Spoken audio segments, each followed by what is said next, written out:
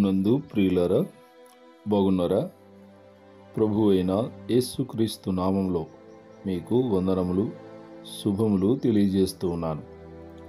ప్రతిదినము మీ కొరకు ప్రార్థిస్తున్నాను.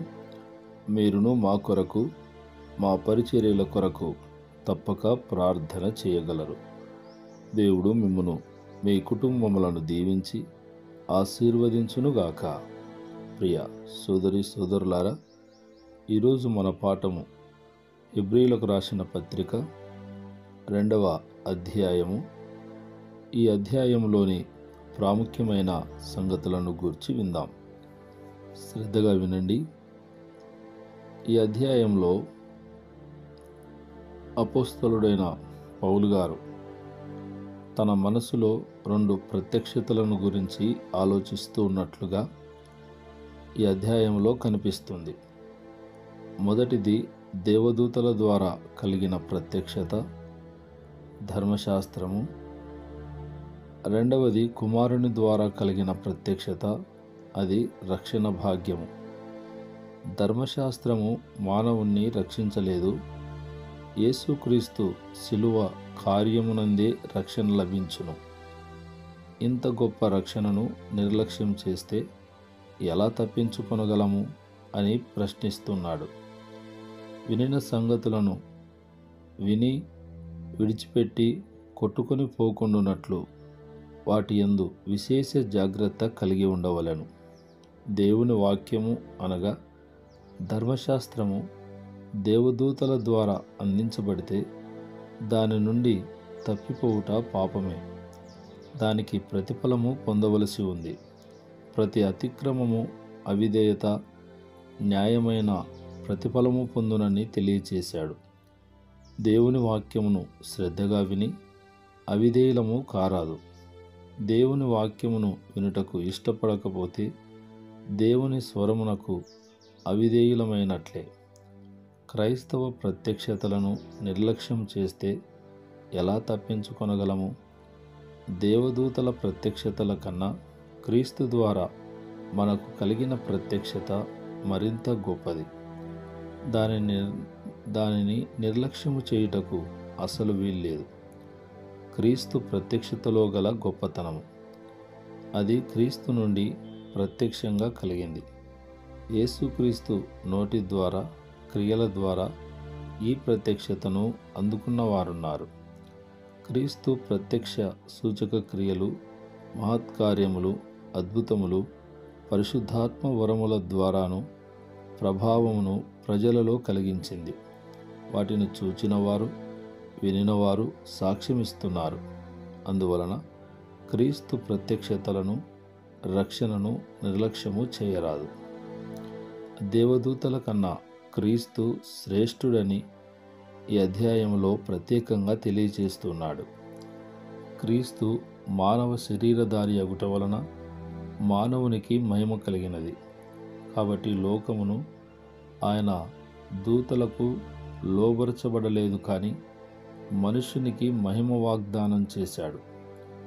గ్రంథకర్త కీర్తన 8వ కీర్తన 4 నుండి 6 వచనాలను ప్రస్తావించి తన వాదనను దృఢపరుస్తూ ఉన్నాడు. ఈ కీర్తన మానవులకు సంబంధించి చెప్పబడింది. స్త్రీ పురుషులకు దేవుడు అనుగ్రహించు మహిమను గురించి తెలుపుతూ ఉంది. నరపుత్రుడు అను పదము ప్రత్యేకంగా వాడబడింది. ఇది యేసుక్రీస్తును ఉద్దేశించి చెప్పినది కాదు, కేవలం మానవుని ఉద్దేశించి చెప్పబడినది. హెజ్కేలు ప్రవక్తను ఉద్దేశించి దేవుడు నరపుత్రుడా అని దాదాపుగా 80 పర్యాయాలు సంబోధించాడు. కనుక నరపుత్రుడు అనగా మానవుని, అట్టి మనుష్యుని నీవు జ్ఞాపకం చేసుకొనుటకు వాడు ఏపాటివాడు? నరపుత్రుని దర్శించుటకు వాడు ఏపాటివాడు? దేవుడు మానవుని మహిమాన్వితునిగానే సృజించాడు. దేవదూతల కంటే కొంచెము తక్కువ వారినిగా మానవులను చేశాడు. మహిమా ప్రభావములతో వారికి కిరీటము ధరింపచేసితివి అని వ్రాయబడి ఉంది. కానీ హెబ్రీ భాషలో నరులు దేవుని కంటే కొంచెం తక్కువ వారిగా చేయబడ్డారని తెలుపబడింది. అనగా తన సృష్టి అంతటిపైన అధికారిగా మానవుణ్ణి దేవుడు చేశాడు. అట్టి మానవ లోకమునకు యేసు శరీరధారిగా వచ్చి శ్రమపడి సిలువ వేయబడి చనిపోయాడు. క్రీస్తు మరణము ద్వారా ఆయన మహిమలో ప్రవేశించాడు. మానవులుగా మనమందరము ఆయన శ్రమ మరణములలో మరియు మహిమలో పాలు పొందగలము. ఆయన మరణించి మన బంధకములను, ఆయాసమును, బలహీనతలను కొట్టివేసి ఆధిక్యతను ప్రసాదించాడు. ఆయన మనలను నూతన సృష్టిగా చేసి దేవుడు ఆశించిన మానవులుగా రూపొందించాడు. అయితే ఈ వాక్య భాగంలో రచయిత యొక్క ఉద్దేశములు కొన్ని కనిపిస్తున్నాయి. దేవుడు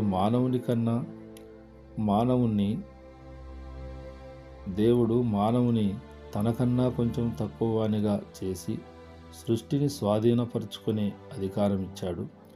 పాపం వలన మానవుడు బానిసత్వము, మరణములో పడిపోయాడు. క్రీస్తు మానవ శరీరధారిగా వచ్చి తన మరణ పునరుత్థానముల ద్వారా మానవునికి తిరిగి మహిమను ప్రసాదించాడు. అయితే యేసుక్రీస్తు నిమిత్తమే సమస్తము ఉన్నది, ఆయన మూలముననే సమస్తము కలుగుచున్నవి, ఆయన ద్వారానే అనేకులు మహిమను పొందుచున్నారు. యేసుక్రీస్తు విశ్వాసమునకు కర్తయు దానిని కొనసాగించువాడై ఉన్నాడు.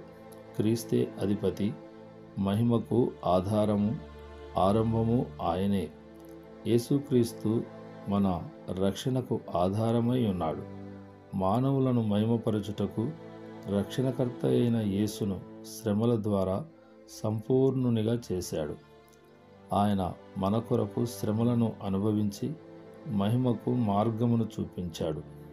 ప్రియ సోదరి సోదరులారా, దేవుడు క్రీస్తును శ్రమల ద్వారా సంపూర్ణుని గావించాడు. అనగా బలియాగమునకు లోపము లేని బలిపశువుగా చేశాడు. పరిణితి చెందిన పండితునిగా చేశాడు. క్రీస్తు చేయవలసిన కార్యం కొరకై దేవుడు ఆయనను సంపూర్ణుని గావించాడు. ప్రియులారా, మరికొన్ని సంగతులు రేపటి పాఠంలో విందాం. ప్రార్థన. జీవాధిపతివైన తండ్రి, మీ పరిశుద్ధమైన శ్రేష్టమైన నామమును బట్టి మీకు స్తోత్రములు. ఈ మాటలు వింటున్న మా ప్రియ బిడ్డలను, వారి కుటుంబములను దీవించండి. తీవ్రమైన అనారోగ్య సమస్యల చేత బాధపడుచున్న బిడ్డలను ముట్టి స్వస్థపరచండి. చెప్పుకోలేని సుడిగుండము లాంటి సమస్యల చేత వేదన చెందుతున్న కుటుంబాలలో నెమ్మది, సమాధానము దయచేయమని ప్రార్థిస్తున్నాను. వివాహ వయస్సుకు వచ్చిన యవన బిడ్డల కొరకు ప్రార్థిస్తున్నాను. మీ కృప చూపి సహాయము దయచేయమని యేసు నామములో ప్రార్థిస్తున్నాము తండ్రి. ఆమేన్, ఆమేన్.